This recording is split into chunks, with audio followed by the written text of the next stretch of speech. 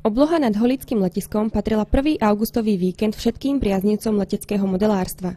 Zišli sa tu modelári z oboch brehov Moravy, aby bojovali nielen o titul majstra Slovenska rádiom riadených vetroňov kategórie RCV2, ale tiež o víťaza Moravsko-slovenského pohára. Jedná sa už druhý ročník majstrovstiev Slovenska rádiom ovládaných bezmotorových modelov. Táto súťaž je súčasne súťažou Moravsko-slovenského pohára, to znamená okrem slovenských pretekárov sa tu zúčastnili rad pretekárov Českej republiky. Vzhľadom k tomu, že sú to majstrovstvá Slovenska, tak súťaž poriadame v 8 súťažných kolách.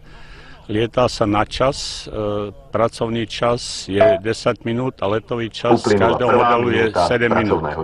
A ešte sa letí na presnosť pristátia.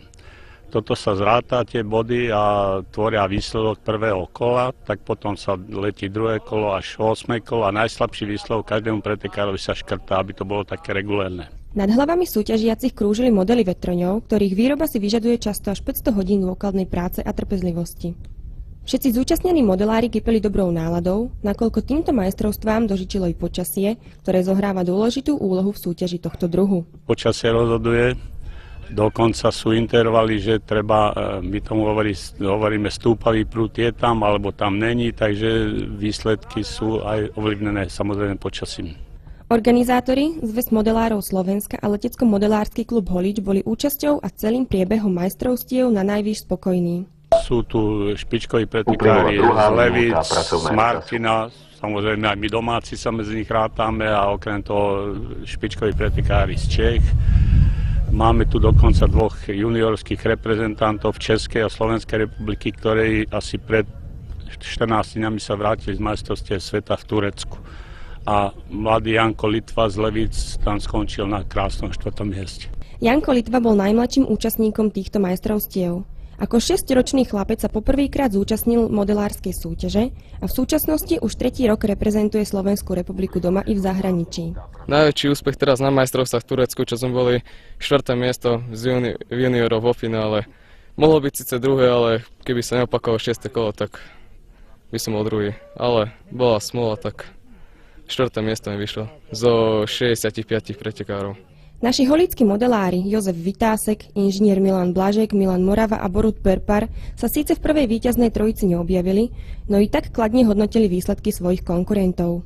Je to prakticky tímová hra, to znamená potrebujeme pomocníkov, dobrého vlekára, dobrého časomerača, dobrého pomocníka. Není to záležitosť len pilota, samozrejme pilot je rozhodujúci, ale ostatní sú členmi toho tímu, ktorý rozhoduje o výsledku. Víťazom majstrovstiev Slovenska RC vetroňov kategórie RCV2 sa stal Janko Litva junior z Levíc.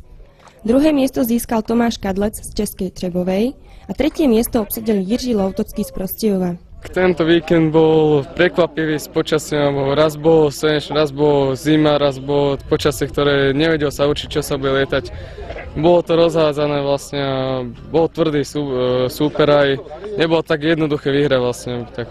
Ak sa išlo na istotu, tak sa riskovalo. Moravsko-slovenský pohár si odniesol Lubuš Pospíšil z Českej Třebovej, druhé miesto získal Tomáš Kadlec a na treťom sa umiestnil Jiří Loutocký. Byl to krásný víkend, hlavně díky pořadatelům, kteří tady zajistili perfektní servis, soutěž proběhla bez problémů, takže celkově spokojený.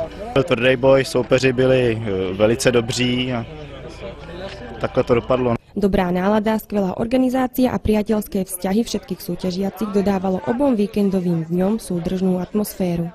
Chcem poďakovať všetkým organizátorom, to znamená predsedovi klubu, vedúcemu súťaže, štartérovi, časomeračom, ktorí sa všetci umožnili hladký priebeh tejto súťaže. Ďakujem im ešte raz všetkým. Všetci súťažiaci sa na záver majstrovstiev zhodli na jednom cieli. Nerozbít žádný letadlo a umístit se co nejlíp.